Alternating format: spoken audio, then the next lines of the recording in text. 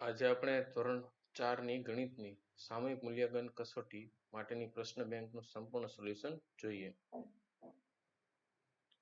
તો પ્રશ્ન 1 છે, સૂચના મુજબ કરો. નીચે કોષ્ટકમાં શાકભાજીના ભાવની વિગત આપેલ છે, તેના આધારે પ્રશ્નોના જવાબ આપો. તો શાકભાજી છે બટાટા, એના 1 કિલોગ્રામના ભાવ 50 રૂપિયા, ટામેટાના 40 રૂપિયા, રીંગણના 36 રૂપિયા, દૂધીના 20 રૂપિયા, આદુના 100 રૂપિયા આપેલા છે. તો પહેલો પ્રશ્ન છે, 1/2 કિલોગ્રામ દૂધીની કિંમત કેટલી થાય? તો દૂધીની કિંમત 10 રૂપિયા થાય.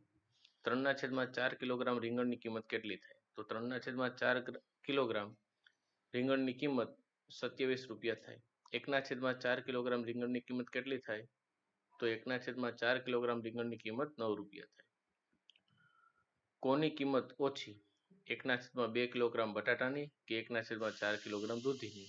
તો 1/4 કિલોગ્રામ દૂધીની કિંમત ઓછી થશે, કેમ કે બટાટાની કિંમત 40 રૂપિયા 1/2 કિલોગ્રામ માટે 20 રૂપિયા થશે, અને દૂધીની કિંમત 20 રૂપિયા છે, 1/4 કિલોગ્રામના એના 5 રૂપિયા થશે. એટલે દૂધીની કિંમત 1/4 કિલોગ્રામની ઓછી થશે. રમેશભાઈ પાસે માત્ર 20 રૂપિયા છે. નીચેના પૈકી શું 1/2 કિલોગ્રામ ખરીદી શકશે? તો જવાબ આવશે ટામેટા. નીચેના કોષ્ટકમાં ફળોના ભાવની વિગત આપેલ છે, તેના આધારે પ્રશ્નોના જવાબ આપવાના છે. ફળો અને 1 કિલોગ્રામનો ભાવ. સફરજનના 50 રૂપિયા, ચીકુના 60 રૂપિયા, જામફળના 24 રૂપિયા, કેળાના 20 રૂપિયા, દાડમના 30 રૂપિયા.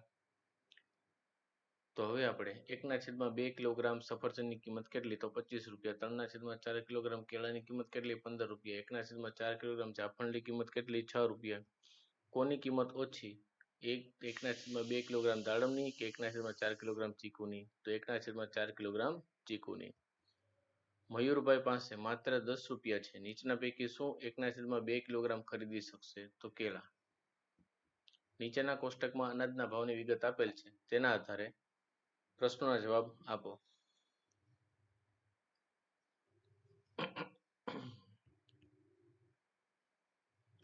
અનાજ 1 કિલોગ્રામના ભાવ.